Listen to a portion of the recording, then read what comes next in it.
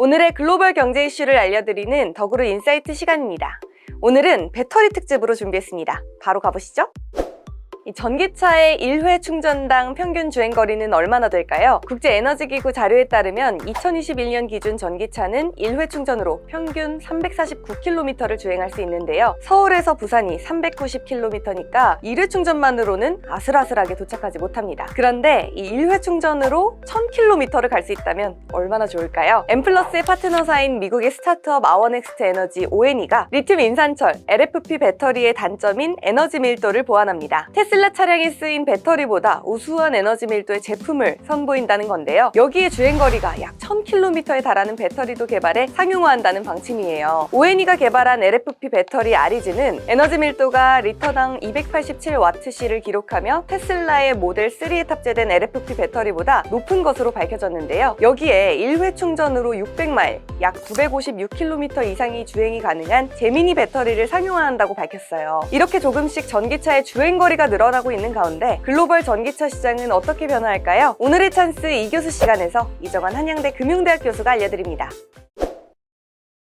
에너지 전환에서 가장 핵심적인 요소 중 하나가 이제 전기차의 사용입니다. 탄소를 없애기 위해서는 국가 단위의 에너지를 모두 전기로 관리할 것이다라고 이야기하고 있고, 전기 발전에서 탄소가 안 나오게 되면은 모든 에너지 자원들이 탄소가 안 나가게 되게끔 하는 이런 구조가 나올 수 있기 때문에 전기차의 사용이 굉장히 장려되고 있는 상황입니다. 특히나 이제 일반 엔진 같은 경우에는 아무래도 에너지 효율이 떨어질 수밖에 없거든요. 엔진도 작은 데다가 석유까지 쓰기 때문에 이제 탄소도 많이 나와서 에너지 전환을 위해서는 전기차가 핵심이다라고 보시면 될 것 같습니다. 근데 이제 전기차의 문제는 오래 못 쓴다.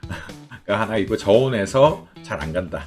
그리고 비싸다. 충전 시간이 길다. 그 수명 역시 배터리 수명이 짧다. 이런 것들이 문제가 되고 있는데, 극복하기 위한 가장 첫걸음이 아무래도 주행거리를 길게 하는 과정들이라 볼 수 있겠고요. 이렇게 주행거리를 길게 하는 과정은 결국 배터리의 성능을 높이는 그런 것과 굉장히 연관성이 있다라고 말씀드릴 수 있겠습니다. 예전에는 사실 뭐 닛산 리프 같은 경우에는 한 번 충전하면 120km 정도 갔다라고 이야기하는데, 지금은 500km 정도 갈 수 있다라고 이야기할 수 있거든요. 물론 이거는 뭐 삼성 SDI 뭐 최근 엔진 같은 경우에는 80% 수준에서 480km까지 갈 수 있게끔 배터리 기술들이 좋아지고 있다라고 보시면 될 것 같습니다. 특히 이런 것들은 에너지 밀도의 향상과 굉장히 관련이 깊고요. 에너지 밀도가 어려운 건 아니고, 이제 같은 부피당 에너지를 얼마나 담을 수 있느냐의 개념인데, 이게 한 10년 전에 비해서 뭐 3배 이상 증가했다라고 많이들 이야기하고 있습니다. 배터리 에너지 밀도를 높이기 위해서는 뭐 기존에 특히 한국 기업들은 어떻게 했냐 그러면 니켈의 비중을 굉장히 높였다라고 많이 이야기하는데, 보통 3원 배터리라고 이야기하죠. 니켈, 코발트, 망간 이런 것들을 섞어서 혹은 알루미늄을 섞어서 만든 니켈 비율을 굉장히 높이면서 배터리 성능을 많이 좋게 만들었다. 보통은 니켈이 이제 80% 수준까지 올라갔는데 90% 같이 올라가는 뭐 하이니켈 배터리를 만들어서 한국 기업에 대해서는 에너지 밀도를 높일 것이다라는 그런 이야기가 많이 나오고 있습니다. 근데 이제 장기적으로는 전고체가 나와야 된다라고 이야기하는데, 리튬 이온 배터리 같은 경우 이제 음극으로 갔을 때 충전이 되고 양극으로 옮겨갔을 때 발전이 되는 건데, 이 사이에 전해질, 그러니까 전기를 전달해주는 물질들이 있어야 됩니다. 지금은 액체인데, 액체의 경우 이제 화재에도 민감하고 안전성, 그리고 이제 부피를 줄이는데 조금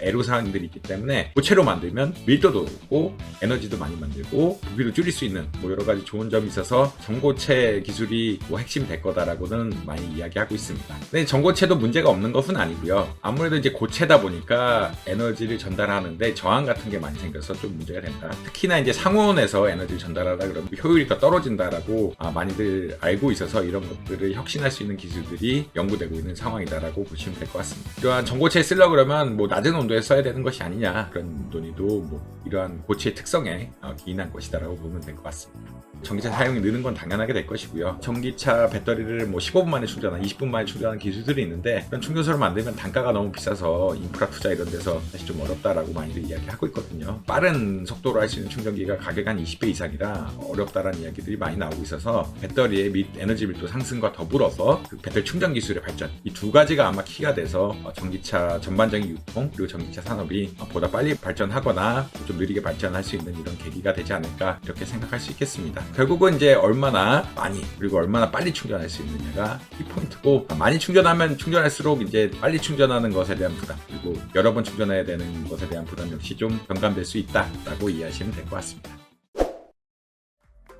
현대차와 기아가 전고체 배터리로 한 걸음 더 들어갑니다. 미국 배터리 전문 업체 팩토리얼 에너지가 배터리 제조업체 최초로 100Ah 이상 리튬 메탈 배터리에 대한 UN 38.3 인증을 획득했다는 소식인데요. UN 38.3 인증은 리튬 이온 및 리튬 금속 배터리 운송을 위한 필수 요구사항 중 하나입니다. 제3자 기관에서 수행하는 엄격한 테스트를 통해 항공, 해상, 육상 등 다양한 운송 환경을 견딜 수 있다고 판단되는 경우 주어지죠. 테스트는 고도의 시뮬레이션과 열, 진동, 충격, 과충전 테스트 등 총 8단계에 걸쳐 이뤄집니다. 현대차와 기아, 메르세데스 벤츠, 스텔란티스 등 세계 주요 완성차 제조사한테 전고체 배터리를 공급할 수 있게 됐습니다. 팩토리얼은 현대차 그룹 파트너사로 지난 2021년 전기차용 전고체 배터리 공동 개발을 위한 협약을 체결했는데요. 이번 인증 획득으로 현대차와 기아 전고체 배터리 채택이 앞당겨질 것 같네요.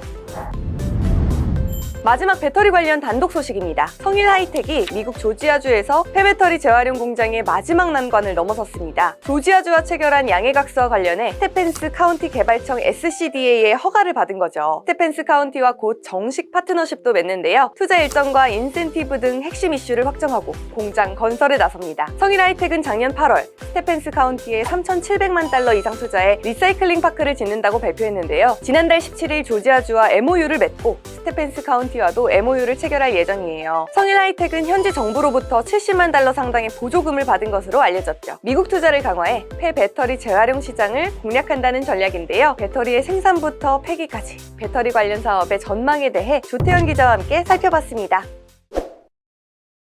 오늘 가져온 기사는 이겁니다. 성일 하이텍이라는 회사가 있어요. 아는 분도 있고 모르시는 분들도 있을 텐데요. 최근에 대단히 주목을 받는 회사죠. 이 회사는 기본적으로 재활용, 그러니까 리사이클링 회사라고 보시면 되겠습니다.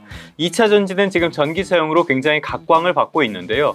우리 휴대전화 같은 거는 누구나 다 하나씩은 가지고 있잖아요.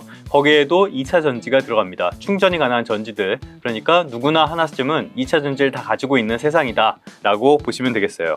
그래서 여기서 폐배터리에서 코발트나 니켈, 그리고 우리가 관심을 많이 갖는 리튬 같은 것들을 추출해내는 기업, 이 기술을 갖춘 기업이라고 보시면 되겠습니다.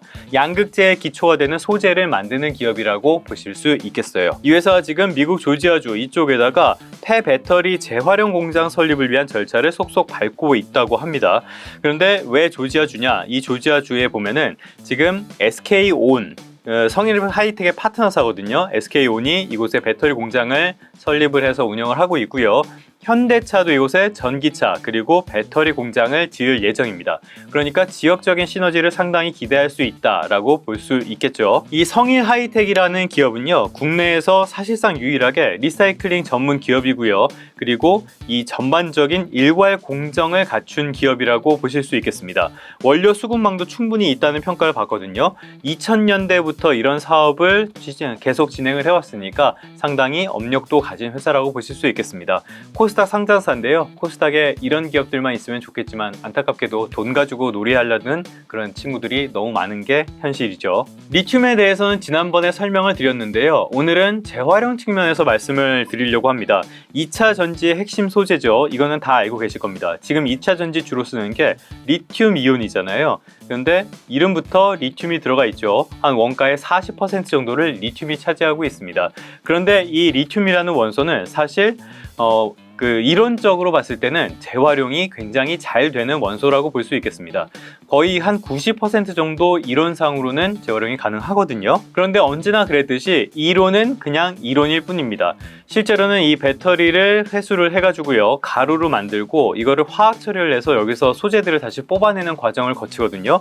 그런데 리튬 이온 전지는, 리튬 건전지는 예전에 납축 전지 같은 거랑은 굉장히 구조가 다릅니다. 들어가는 그 원소, 그러니까 화학물질 같은 것도 더 많고요. 그리고 구조도 더 복잡해가지고 재활용이 그렇게 쉽지만은 않다고 해요. 그래서 이론상으로는 90%가 가능하지만 실제로 재활용되는 거는 이거보다 훨씬 미치지 못하는 것으로 알려져 있습니다. 그런데 리튬이 단순히 재활용이 어렵다, 여기서 끝나는 게 아니고요. 큰 문제가 사실 두 가지 정도가 있습니다. 첫 번째 문제는 바로 환경을 들 수가 있습니다.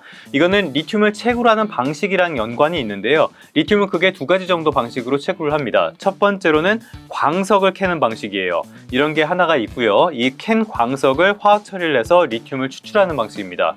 두 번째로는 브라인 방식이라는 게 있습니다. 이 브라인 방식은 우리가 흔히 리튬 트라이앵글이라고 부르는 곳이 있죠. 아르헨티나, 그리고 볼리비아, 그리고 칠레 이런 곳들, 이런 곳이 지금 전 세계 리튬 매장량의 한 60에서 70% 정도를 보유하고 있는 것으로 보고가 되어 있는데요. 이런 곳에서는 거의 브라인 방식을 쓰고 있습니다. 이게 뭐냐? 이쪽에 보면은 염호가 많거든요. 소금호수요. 이쪽에서 물을 퍼올립니다.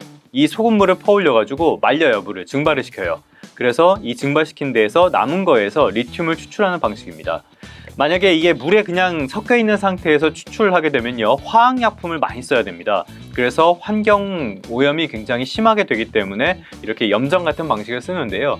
이 염전 같은 방식이 여기에도 단점은 있습니다. 뭐냐면은 물을 굉장히 많이 쓸 수밖에 없어요. 염전이니까. 그래서 리튬 1톤 정도를 추출하는 데 들어가는 물이 한 230만 리터쯤 되는 것으로 알려져 있습니다. 물 부족이 굉장히 심해질 수 있다는 뜻이에요.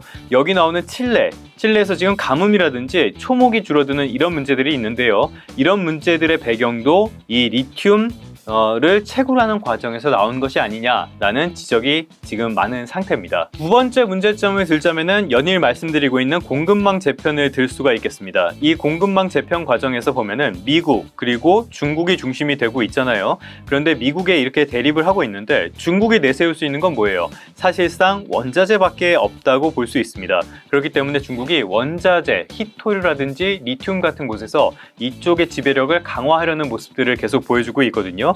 이거는 월스트리트 저널에 나온 기사인데요. 쭉 내려보겠습니다. 이것도 유료 기사예요. 그러니까 제목 보면서 그냥 내용만 설명을 드리도록 하겠습니다. 중국이 지금 지난 2년 동안에 6조 원가량을 투자를 해가지고요, 전 세계 리튬 광산 한 20개 정도의 지분을 사들였다는 내용입니다. 그렇게 돼서 전기차 시장이 굉장히 빠르게 성장하고 있는데 중국 애들이 이렇게 리튬 쪽에서 지배력을 강화를 한다. 그러면 이거는 결국에는 전기차 시장의 공급망 붕괴가 될 수 있다는 우려까지 나오고 있는 배경입니다. 미국에 안 줄 거 아니에요. 미국 공급망 쪽으로는. 물론 이런 투자 방식은 중국 입장에서도 굉장한 하이리스크 투자지만요, 이게 만약에 성공했을 때는 2025년쯤에 이때쯤에는 전 세계 채굴량의 한 3분의 1 정도가 중국을 통해서 나온 것이 아니냐, 이게 월스트리트 저널의 분석이라고 보시면 되겠습니다. 지금까지 두 가지 문제를 말씀을 드렸어요. 하나는 환경, 그리고 두 번째는 공급망 문제. 이런 문제가 있기 때문에 재활용 시장은 앞으로 계속 커질 것으로 보고 있습니다. 시장 조사 업체가 발표한 내용인데요. 이 내용 쭉 보시면요, 전 세계의 전기차 폐차 대수가 이렇게 늘어날 것으로 본대요. 당연히 폐배터리가 발생하는 것도 이렇게 빠르게 늘어나게 되겠죠. 이렇게 가파르게 늘어나면은 자연스럽게 폐배터리의 리사이클링 시장 역시 이렇게 굉장히 빠르게 성장할 것으로 이 기업은 예측을 했습니다. 지금 북미 쪽에서 전기차 하는 분들의 이야기를 들어오면요, 이런 리사이클링 시장이 전체 리튬 공급의 한 40에서 50% 정도는 해주지 않겠냐, 이런 전망들을 하고 있더라고요. 시장이 계속 커지게 될 거라는 뜻입니다. 그러다 보니까 여러 기업들이 관심을 가지고 있습니다. 대기업도 마찬가지죠. 삼성 같은 곳은 오늘의 주인공이죠. 성일하이텍과 오래전부터 협력하는 관계입니다. 삼성 SDI가 이곳에 지분을 가지고 있기도 하고요. 그리고 SK나 LG, 최근에는 포스코도 나서고 있죠. 이런 것들도 전부 다 리사이클링 시장에 관심을 가지는 게 이렇게 앞으로 시장이 굉장히 커질 것으로 보기 때문이다 라고 이해를 하시면 되겠습니다. 그렇기 때문에 관련 기업들의 합종 연행에도 관심을 가지실 필요가 있다고 말씀을 드리겠습니다. 결론입니다. 결론이라기보다는 과제라고 말씀을 드리겠는데요. 가장 큰 문제라면은 역시 폐배터리를 얼마나 구할 수 있겠냐, 이 부분이 아닐까 싶습니다. 말씀드렸던 것처럼 지금의 추세로 봤을 때 이 폐배터리를 구하고자 하는 경쟁도 굉장히 가열될 가능성이 크기 때문이죠. 또한 나는 이 물량을 구한다고 해도 그 전기차 배터리라는 게 휴대폰 배터리처럼 이렇게 덜렁덜렁 들고 다니는 그런 게 아니잖아요. 무게가 한 400~500kg 정도가 됩니다. 그러니까 이 재활용 기술을 축적하는 건 물론이고요, 운반과 회수의 인프라도 갖출 필요가 있다고 보시면 되겠습니다. 마지막으로 하나는 대체품이라고 말씀을 드리겠습니다. 지금은 해수, 그러니까 바닷물에서 리튬을 추출하는 그런 기술이 개발이 되고 있고요. 그 외에도 나트륨을 이용한 전지 같은 것들도 연구가 계속 이루어지고 있고 올해 안에 상용화가 되지 않겠냐라는 전망이 나오고 있습니다. 그러니까 비교적 풍부하고 구하기 쉬운 원소로 소재를 교체하는 그런 시도가 계속 이루어지고 있다는 뜻입니다. 이런 기술의 변화에도 관심을 가지실 필요가 있겠습니다. 그럼 성공 투자하시고요. 연휴 잘 보내시고 다음 주에 다시 뵙도록 하겠습니다.